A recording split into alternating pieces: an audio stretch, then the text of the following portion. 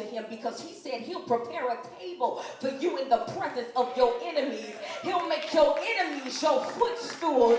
So let them talk about you. Let them not like you. Let them keep hating, but they gotta watch you get blessed. How is that? Because when Samuel came to the house, Jesse only brought 7 of his sons because he didn't think David was qualified or good enough.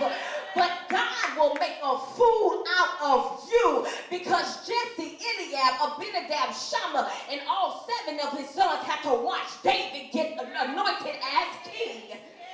You ain't listening to me. That's why you gotta be careful who you put your mouth on. Be careful who you put your mouth on. God said, touch not my anointed and do my prophet no harm.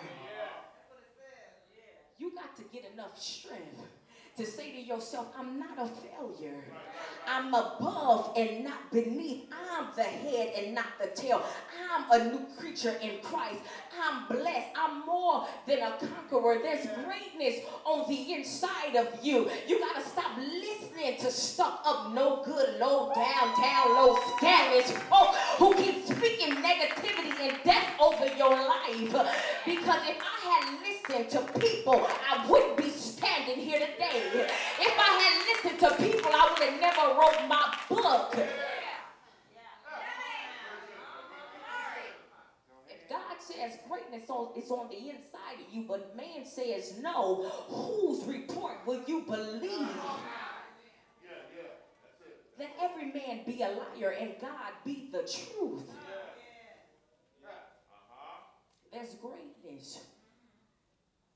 Every pastors and ministers, I'm sure you can relate to this, because every message comes to the preacher before it goes to the pew.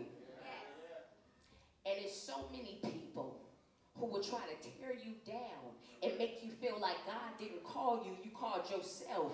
And it's so many people will make you feel like you're less than and you're not good enough, and throw your past in your face. And God says, how dare you listen to anybody after all that I've done for you, after where I brought you from? How in the world can you even let somebody else speak into your spirit? And so I'm reading at home and I'm studying, and I came across David, and this is before, we ain't talking about when he committed adultery and murder. We're talking about the beginning, because even after he committed adultery and murder, he wrote Psalms 51. Lord, create in me a clean heart, renew a right spirit within me. See, that's another thing that you got to learn, since there's a David on the inside of you, that after you make a mistake, don't stay there, but get up and keep pushing. Ain't no mistake greater than your future. A mistake is only a mistake when you didn't learn your lesson.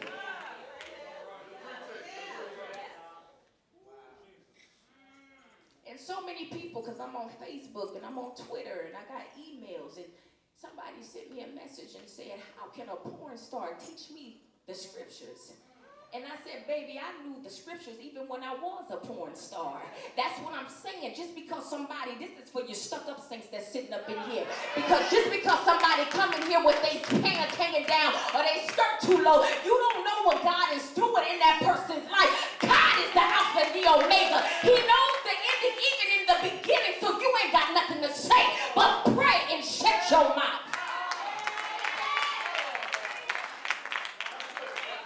So sick of folks, because I deal with drug dealers, and I go to jails, and I go to schools, and I go to universities, and people come to me and say, I'm so scared to tell my testimony because the church people gonna judge me. How dare you? The prostitutes and the drug dealers and the gangbangers are the ones the saints prayed for. So then when they come into church, you can't put your mouth on them because you prayed for their deliverance. And then when you see it manifest itself, you want to put your mouth on somebody and run them out the church. That blood is on your hands when you do that.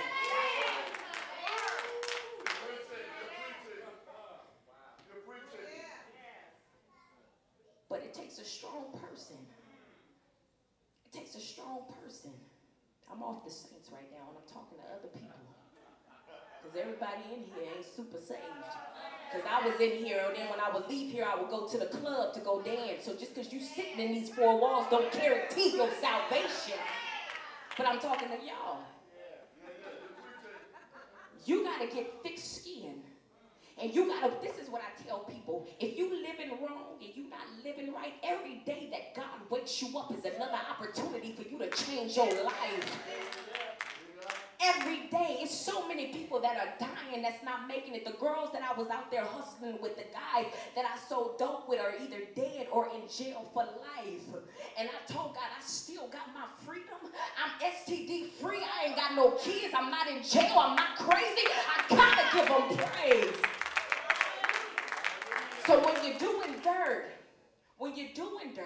and you're able to, God is still feeding you. He's still clothing you. He's still waking you up. You got to sit back and say, I know I'm not worthy. Oh, wretched man I am. And yet God still sees enough in you and loves you enough to keep you going, keep providing for you, keep you healthy. You got to get to a point where you say, it's not my might.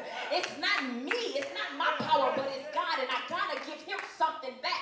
I told God when I was in that basement, if you save me, I'll give you everything. And that's exactly what he did. Every day that you wake up after you get out of that bed with your fornicating nasty self, every day that you leave that married man, every day you come off your high or you sober up from getting drunk the next night, you gotta sit back and say, God, you didn't let me die. I gotta give you something.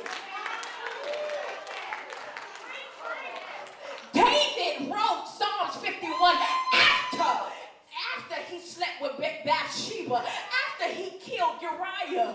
And the reason I said, how you do your dirt like that? I mean, you killed the woman's husband, and then you took her, and then you got her pregnant, but God took the baby back. And I said, but then he had enough strength after his child was dead, after the conviction of what he did, he still had enough faith and enough strength to write Psalms 51 asking for forgiveness, because I found out on my own research that the reason why he did what he did is because he had a revelation that after what I just did, I'm still standing, I'm still breathing, so I got to ask him to clean me.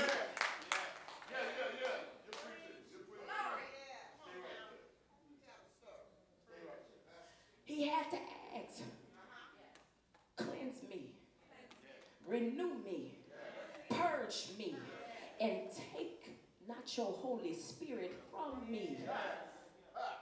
After he did what he did. Why are you saying that? Because after I did all those porn movies, after I danced for 6 years, after I slept with a married man and dabbled in homosexuality and dabbled with drugs and alcoholism, I got to a place where I said, Lord, forgive me.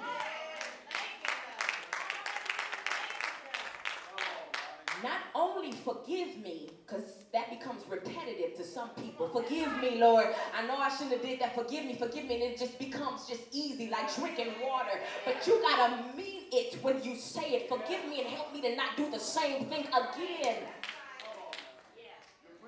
And when I prayed, I never looked back.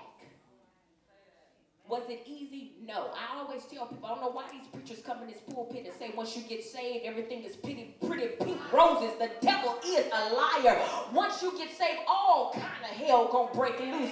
But you gotta have enough strength to keep going.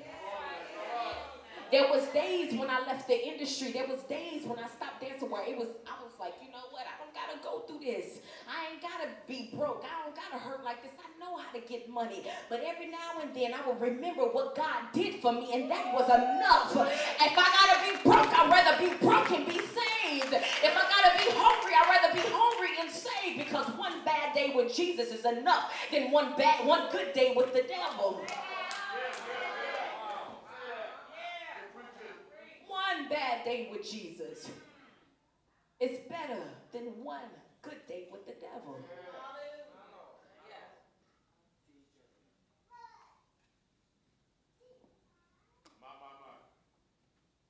Title of this sermon was, There's Greatness on the Inside of You. You're not stupid. You're not weird. You're not disgusted. You're not none of the things that the people who have lied to you told you. You're not none of that. But you are a victor. You got the victory. You are a joint heir with Christ. God loves you, the apple of his eye. And you got to stop listening to folk, because people will kill you. Death and life are in the power of the tongue. And people will speak death to your spirit. But you got to know how to tune that out. God obviously got his hand on you because you're still here with all the dirt you've done. And that's enough. Because if God is for you, it don't matter what nobody else say. I'm not telling you what I think, I'm telling you what I know, because persecution comes my way every day. For one, I'm a woman, I'm young, I used to be in the porn industry, my background is toe up. But yet God said, I called you. I raised you up for such a time as this, and I have to listen to him.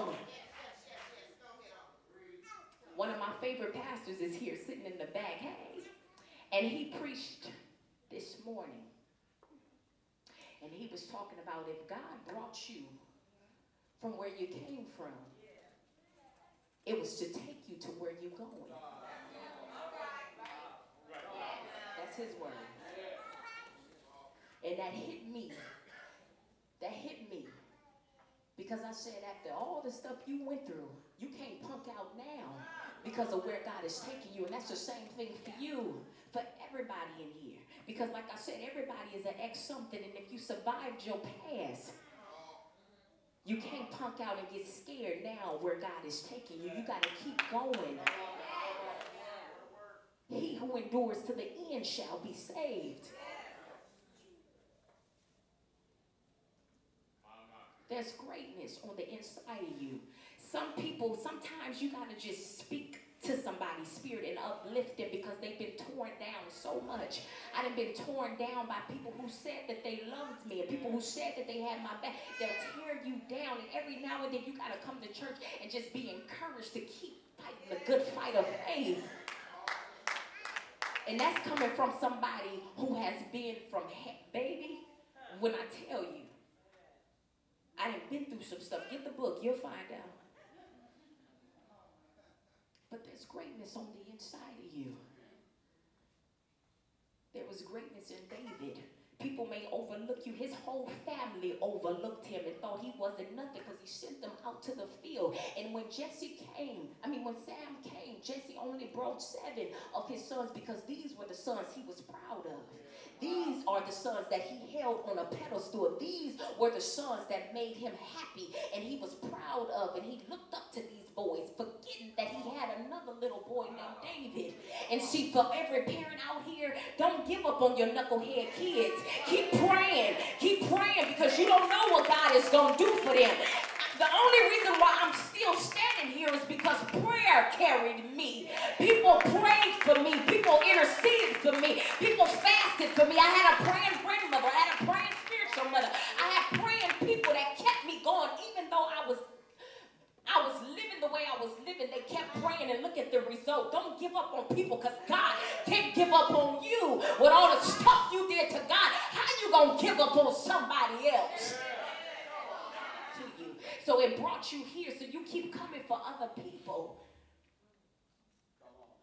I related to David, especially in this situation, because I was the kid that my mama said, I can't deal with you.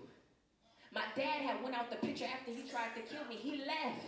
So it was only my mom. But she said she threw her hands up too fast because she didn't know the reason why I was acting out was because I was raped and molested and violated. Everything that somebody does is a reason behind it. So instead of you talking about them and judging them, find out what's wrong. And see if you can offer some type of help.